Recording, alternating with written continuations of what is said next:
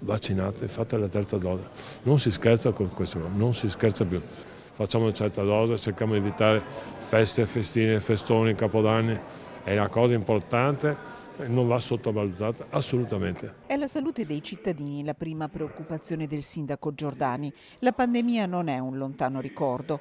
Il 92% dei residenti a Padova è vaccinato, ma il Covid è un incubo e per questo, prima di annunciare una possibile ricandidatura per le amministrative del 2022, il sindaco vuole pensare a come uscirne, quello che gli chiedono cittadini e commercianti.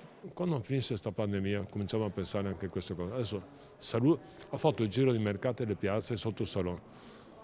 Non mi ha chiesto nessuno, dicono tutti, quando passa questa pandemia, come saremo? È vero che passiamo zona arancio, è vero che i vaccini servono, è vero che su questo, il lavoro, manca il lavoro, no, va abbastanza bene, ha ripreso bene il lavoro, sono abbastanza tutti soddisfatti.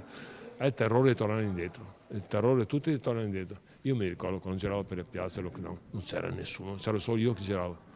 Non vogliamo tornare indietro. Intanto per il prossimo semestre i progetti restano numerosi. La gara per la seconda linea del tram, il SIR3 e la stazione appaltante per la nuova questura in via Anelli. La decisione definitiva sul Parco delle Mura e sulla ex Prandina.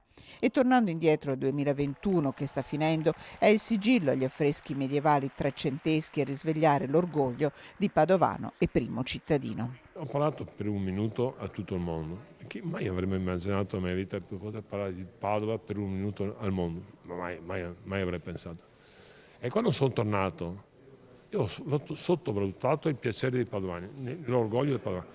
La gente, era sabato, sono tornato domenica, facevo un giro in bicicletta in centro, sugli Agi, la gente era contenta. Mi ricordo 2 macchine sventolavano il fazzoletto bianco, cioè, incredibile. È stata vissuta come, non come atto politico amministrativo, come orgoglio di Padova.